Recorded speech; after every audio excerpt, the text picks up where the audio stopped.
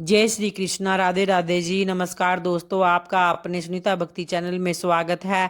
भगवान श्री हरि व माता लक्ष्मी की कृपा सदैव आप और आपके समस्त परिवार पर बनी रहे।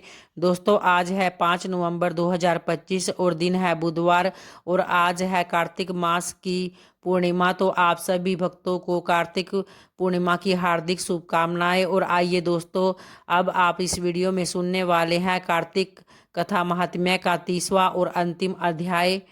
तो भगवान श्री कृष्ण सत्यभामा से बोले, हे प्रिय, नारद जी के यह वचन सुनकर महाराज पृथु बहुत आश्चर्यचकित हुए। तो अंत में उन्होंने नारद जी का पूजन करके उनको विदा किया। इसलिए माघ, कार्तिक और एकादशी यह 3 व्रत मुझे अत्यधिक प्रिय है। वनस्पतियों में तुलसी, महीनों में कार्तिक, तिथियों में एकादशी और क्षेत्रों में प्रयाग मुझे बहुत प्रिय है।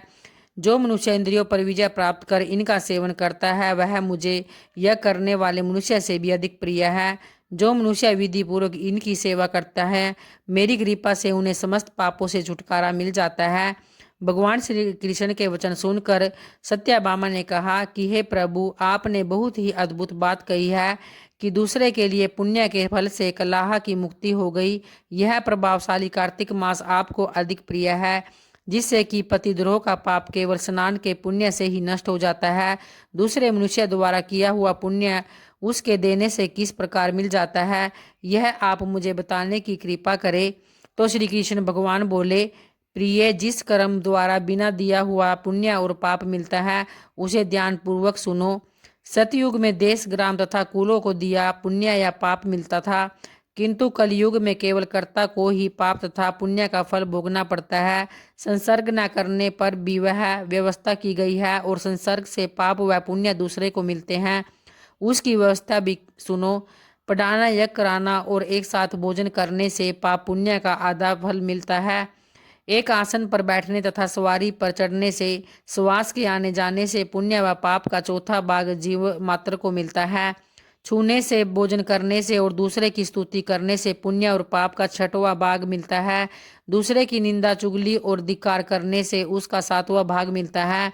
पुण्य करने वाले मनुष्य की जो कोई सेवा करता है वह के सेवा का भाग लेता है और अपना पुण्य उसे देता है। नौकर और शिष्य के अतिरिक्त जो मनुष्य दूसरे से सेवा करवा कर उसे पैसे नहीं देता, वह सेवक उसके पुण्य का भागी होता है। जो व्यक्ति पंक्ति में बैठे हुए भोजन करने वाले की पत्तल लांघता है, वह उसे अपने पुण्य का 6वां भाग देता है। स्नान तथा ध्यान आदि करते हुए मनुष्य से जो व्यक्ति बातचीत करता है या उसे छूता है, वह अपने पुण्य का 6वां भाग दे डालता है। जो मनुष्य धर्म के कार्य के लिए दूसरों से धन मांगता है, वह पुण्य का भागी होता है। ठीक उसी प्रकार जिस प्रकार की दान करने वाला पुण्य का भागी होता है, जो मनुष्य धर्म का उपदेश करता है और उसके बाद सुनने वाले से याचना करता है, वह अपने पुण्य का 6वां भाग उसे दे देता है। जो मनुष्य दूसरों का धन चुरा कर उसे धर्म करता है, वह चोरी का फल भोगता है और शीघ्र ही निर्धन हो जाता है। और जिसका धन चुराता है वह भी पुण्य का भागी होता है। तो बिना ऋण उतारे जो मनुष्य मृत्यु को प्राप्त होता है, उनको ऋण देने वाले सज्जन पुरुष पुण्य के भागी होते हैं। शिक्षा देने वाला, सलाह देने वाला, सामग्री को जुटाने वाला तथा प्रेरणा देने वाला, यह पाप और पुण्य के 6ठे भाग को प्राप्त करता है। राजा प्रजा के पाप पुण्य के षष्टांग का भोगी होता है। गुरु शिष्यों का, पति पत्नी का, पिता पुत्र का, स्त्री पति के लिए पुण्य का 6ठा भाग पाती है। पति को प्रसन्न करने वाली यज्ञ का स्त्री पति के लिए पुण्य का आधा भाग ले लेती है। जो पुण्यात्मा प्राय लोगों को दान करते हैं, वह उसके पुण्य का 6ठा भाग प्राप्त करते हैं। जीविका देने वाला मनुष्य जीविका ग्रहण करने वाले मनुष्य के पुण्य के 6ठे भाग को प्राप्त करता है। तो इस प्रकार दूसरों के लिए पुण्य अथवा पाप बिना दिए भी दूसरे को मिल सकते हैं, किंतु यह नियम जो कि मैंने बतलाए हैं ये कलयुग में लागू नहीं होते। कलयुग में तो एकमात्र कर्ता को ही अपने पाप व पुण्य भोगने पड़ते हैं। तो इस संबंध में एक बड़ा पुराना इतिहास है जो कि पवित्र भी है और बुद्धि प्रदान करने वाला भी कहा गया है। तो इस तरह से भक्तों, कार्तिक मास कथा महात्म्य का 30वां अर्थात अंतिम अध्याय समाप्त हुआ। और आइए अब कार्तिक मास की एक और कथा सुनते हैं। पुरानी कथा के अनुसार एक नगर में एक ब्राह्मण दंपति रहा करते थे। वे रोजाना गंगा और यमुना नदियों तक 7 कोस दूर स्नान करने जाते थे। इतनी दूरी तय करने से ब्राह्मणी बहुत थक जाती थी।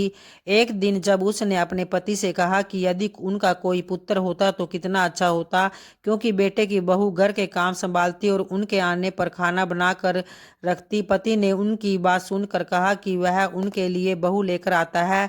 तो उसने एक पोटली में आटा और कुछ मोहरे रखवा कर उसे दिया और वह यात्रा पर निकल पड़ा। रास्ते में जब ब्राह्मण को यमुना के किनारे खेलती हुई सुंदर लड़कियां दिखी, तो जिनमें से एक ने कहा कि वह अपना घर रखना चाहती है। ब्राह्मण ने उसे बहू बनाने का निश्चय किया और उससे कहा कि कार्तिक मास चल रहा है, इसलिए वह खाना उसके घर ही खाएगा, पर उसकी माँ से कहे कि वह उसके लिए आटा छान कर रोटी बनाए। लड़की के माँ ने आटा छाना शुरू किया तो मोहरे आटे में निकल आए। यह देखकर वह सोचने लगी कि जिनके आटे में मोहरे हैं उनके घर में भी धन समृद्धि कितनी होगी। इसके बाद ब्राह्मण ने उस लड़की से शादी कर घर ले आया। ब्राह्मणी को बहू देखकर बहुत पहले शक हुआ, लेकिन बहू ने घर के सारे काम बड़े प्यार से किए। उसने चूल्हे की आग बुझने नहीं दी और मटके में पानी रखा। एक दिन आग बुझ गई तो बहू घबराकर पड़ोसन के पास गई। उसने उसे गलत सलाह दी। पड़ोसन के कहने पर बहू ने सास ससुर का आदर न किया और घर का काम ठीक से नहीं किया। तब सास ससुर ने उससे नाराज होकर 7 कोठों की चाबी मांग ली। जब बहू ने कोठे खोले तो वहां अन्न धन और बर्तन भरे हुए थे। साथ ही शिव जी, पार्वती माता, गणेश जी, लक्ष्मी माता, तुलसी, गंगा, यमुना और कई देवी देवता विराजमान थे। एक लड़का चंदन की चौकी पर माला जप रहा था। बहू ने उससे पूछा तो वह बोला कि वह उसका पति है और उसे दरवाजा तभी खोलना जब उसके माता पिता आए। बहू ने उन्हें सम्मान से सत्कार किया। सास ने बहू से कहा कि गंगा यमुना घर पर नहीं बहती, तो बहू ने 7वें कोठे का दरवाजा खोला और उन्हें वहां देवताओं, पवित्र तुलसी और बहती गंगा यमुना के दर्शन कराए। माँ ने बेटे को पहचानने के लिए एक कठिन परीक्षा की, जिसमें बेटे ने पूरी ईमानदारी से निभाई। यह देखकर दोनों सास ससुर बहुत खुश हुए। यह कथा कार्तिक मास की महत्ता बताती है कि किस प्रकार सच्चे मन से की गई पूजा, कथा और भक्ति से भगवान कार्तिक देव की कृपा से घर में सुख, शांति, समृद्धि और परिवार की खुशहाली बनी रहती है। तो कार्तिक मास में इस कथा का पाठ करने से भगवान की विशेष कृपा सभी पर बनी रहती है। तो प्रेम से बोलिए भगवान श्री हरि व माता लक्ष्मी की जय। इस तरह से भक्तों, कार्तिक मास कथा महात्म्य के सभी अध्याय आज समाप्त होते हैं।